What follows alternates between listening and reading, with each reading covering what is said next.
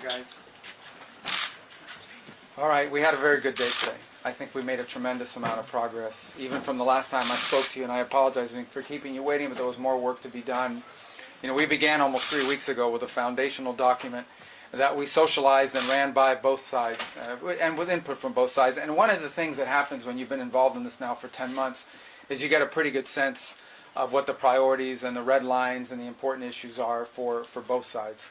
And so that allowed us to create a foundational document, which has been an ongoing working document. In fact, over the last 96 hours or more, there's been extensive engagement with the Ukrainian side, including our Secretary of the Army and others being on the ground in Kyiv, meeting with relevant stakeholders across the Ukrainian political spectrum in the legislative branch and the executive branch and the military and others to further sort of narrow these points. We arrived here today with one goal, and the goal was to take what 28 points or 26 points, depending on which version as it continued to evolve, and try to narrow the ones that were open items. And we have achieved that today in a very substantial way. Now, obviously, like any final agreement, they'll have to be agreed upon by the presidents, and there are a couple issues that we need to continue to work on. But I think the report today is that I think today was worthwhile. It was very, very. It is probably the most productive day we have had on this issue. Maybe in the entirety of our engagement, but certainly in a very long time. But work remains, and because this continues to be a working process, I don't want to declare victory or finality here. There's still some work to be done, but we are much further ahead today at this time than we were when we began this morning, and where we were a week ago for certain. Okay? You said about a couple of issues.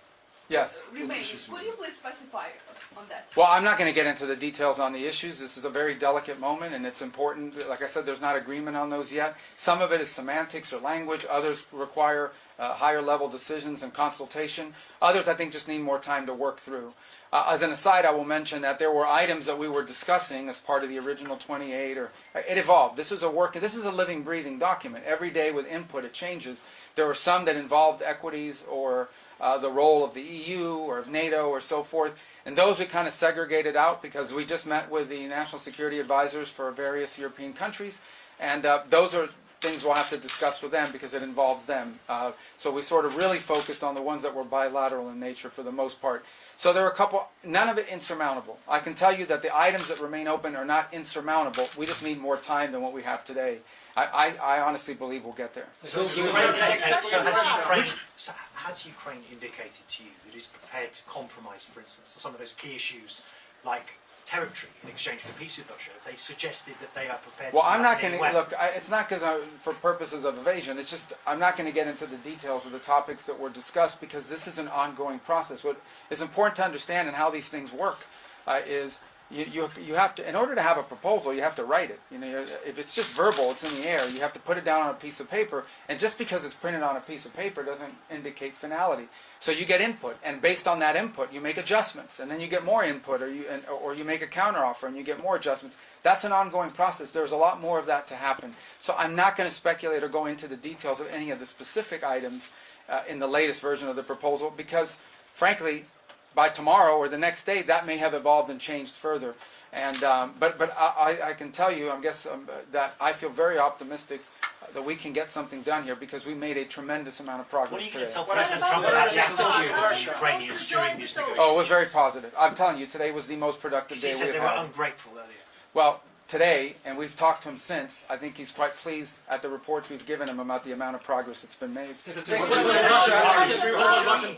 Well, obviously the Russians get a vote here, right? So, I mean, look, we began from the early stage of this process with our understanding of the Russian position as had been communicated to us in numerous ways. At the State Department, we received numerous written non-papers and things of this nature, also verbally, things they've discussed over time and so forth. So it was no matter what we came up with today, obviously we now have to take what we come up with. If we can reach that agreement with the Ukrainian side to the Russian side, that's another part of this equation. You know, they have to agree to this in order for this What to about work. what about new deadline? Will be new deadline or it's The deadline is we want to get this done as soon as possible. Obviously, you know, we would love it to be Thursday. We'd love to, but ultimately, the important point today is that we have made substantial progress. We've really moved forward. So I feel very optimistic that we're going to get there in a very reasonable period of time very soon. You know, whether it's Thursday, whether it's Friday, whether it's Wednesday, whether it's Monday of the following week, we want it to be soon because people are going to, between today and the time we deal with this, more people are going to die. More destruction is going to happen. Our goal is to end this war as soon as possible, but we need a little more time. Can you The what? I'm sorry? Did you discuss the fighter jets in Poland? It was number. Yeah, I'm not going to discuss any of the particulars of it, right, frankly. As I said, this is an ongoing process, and so I think there's work to be done. I know that's deeply unsatisfying to you who have to cover these sorts of things, but I wanted to make you aware that we've made progress. I simply don't want to do anything that sets us back in that regard, and but I can tell you we've made substantial progress. Today was the best day we have had in our entire 10 months of working on these issues. Did you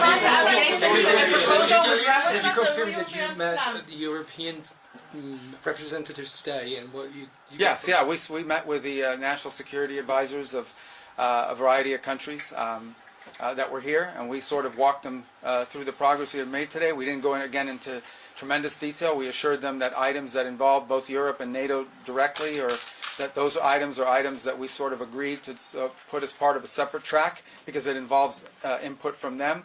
But I think what they heard, and I hope they'll confirm, I believe they will, is an incredible amount of positivity from both the Ukrainian and American side about the progress we've made today. What happens tomorrow, Mr. Secretary? What's the plan for It tomorrow? will only make sense if it includes a provision that says the Americans are willing to provide security guarantees similar to Article 5 of NATO. Are you receptive to this? Yeah, again, I'm not going to discuss the details of what's being, worked on with regards to any particular provisions. I mean, clearly, I think we all recognize that part of getting a final end to this war will require for Ukraine to feel as it is safe and it is never going to be invaded or attacked again. So that's clearly something that has to be discussed. I think we've made substantial progress on that and other points, but I'm not going to get into the details today about all of it. I have time for two more, guys, because I got to run some. Any The what? concessions you're asking the Russians to make? Zelensky in the next hours? Am I what? Would there be a call between President Trump and Zelensky? I don't know. It's possible. I'm not sure. What's the plan? What happens tomorrow? Tomorrow? Yeah, what happens We from keep here? working. I mean, look, this Here in process. Geneva? No. This process has been ongoing now for the better part of 3 weeks, and it's really sped up in the last 96 hours. So we have all kinds of people at technical levels that are working full time on this and engaged in this full time. In fact, even as we got up and broke up now and walked away from the table, there are a handful of technical items that we expect answers from them on or suggestions from them on in the next 24 hours or so. So this is an ongoing process. We don't have to be here in this building for that to move, but we thought today being here in person allowed us to make great strides, because especially since they sent such a high-level delegation who have the authority to sort of call back to their capital, talk to their president, and make and agree to certain things. So we've made a lot of progress. Can you point to any concessions you're asking the Russians? The what? The counter proposals of the European, the counter plan of the Europeans. I'm not a work counter plan.